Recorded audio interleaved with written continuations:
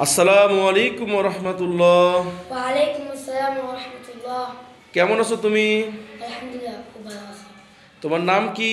মোহাম্মদ আসমাউল হোসেন। আসমাউল হুসনা, মাশাআল্লাহ।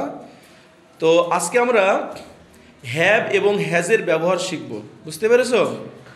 তো এখানে কতগুলো বক্স দেয়া আছে, এই বক্সে কোথায় হ্যাভ এবং কোথায় হ্যাজ বসবে সেটা তোমাকে লিখতে হবে। কি বুঝতে পেরেছো? আচ্ছা বলো তো, হ্যাভ মানে কি, আছে হ্যাজ মানে? আছে হ্যাঁ, হ্যাভ এবং হ্যাজ মানে আছে বোঝায়, কারো কোনো কিছু থাকা বোঝায়, বুঝতে পারছো? তো এখন তুমি শুরু করো, কোথায় হ্যাভ এবং কোথায় হ্যাজ বসবে।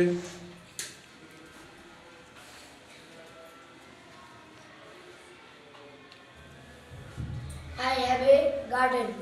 আমার একটি বাগান আছে।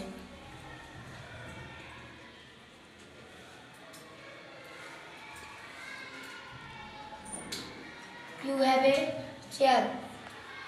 তোমার একটি চেয়ার আছে।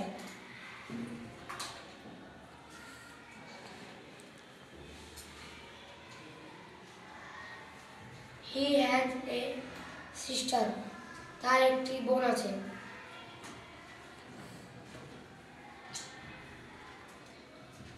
She has a story book. তার একটি গল্পের বই আছে।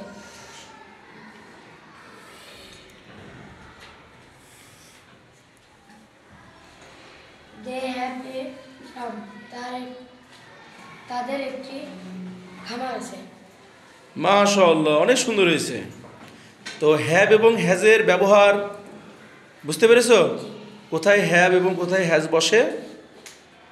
তো এভাবে আমরা হ্যাভ এবং হ্যাজের ব্যবহার করতে পারি। তো আজকে এই পর্যন্তই। আল্লাহ হাফেজ, আবার দেখা হবে। আসসালামু আলাইকুম ওয়া রাহমাতুল্লাহ।